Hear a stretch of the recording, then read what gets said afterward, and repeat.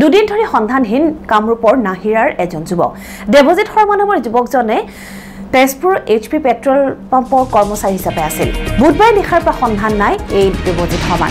পলাশবাৰী ব্ৰহ্মপুত্ৰ ঘাটত উদ্ধাৰ হৈছে যুৱকজনৰ বাইক আৰু চেণ্ডেল। যুৱকজনৰ সন্ধানত NDF আৰু SDF অব্যাহত ৰাখিছে অভিযান।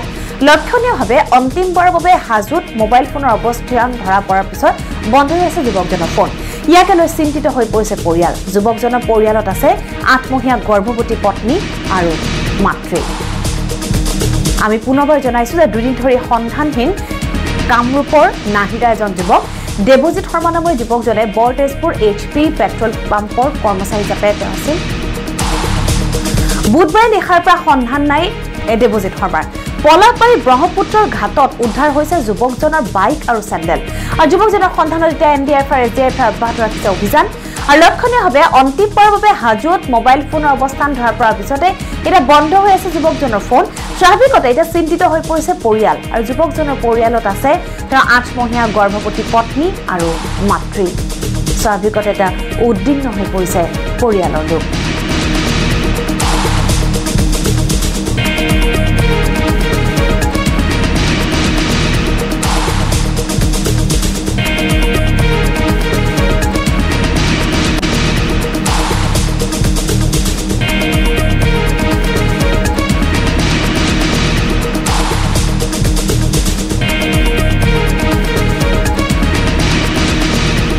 মোৰ ভাইটি যোৱা ৰাতি 10:30 বজাত ঘৰত ভাত খাই মানে মাকক কৈছিল যে মই দখলাৰ পিনে গৈ আছোঁ, মই 10 মিনিট পিছত আহিম।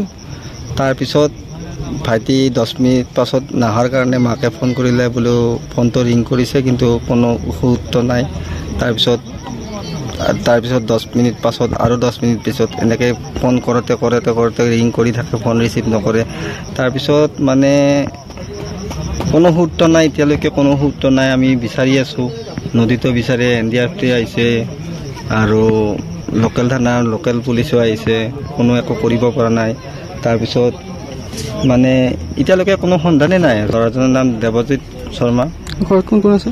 ঘৰত আছে মাক আছে, তাৰ ঘনীয়েক আছে আৰু ভনী তিনিটা আছিল, বিয়া হৈছে। তেখেতৰ মানে বাইকখন আছে আৰু চেণ্ডেল আছে, নদীৰ ছাইডত আছে। বাইকখন 100 মিটাৰ দূৰত আছে অলপ।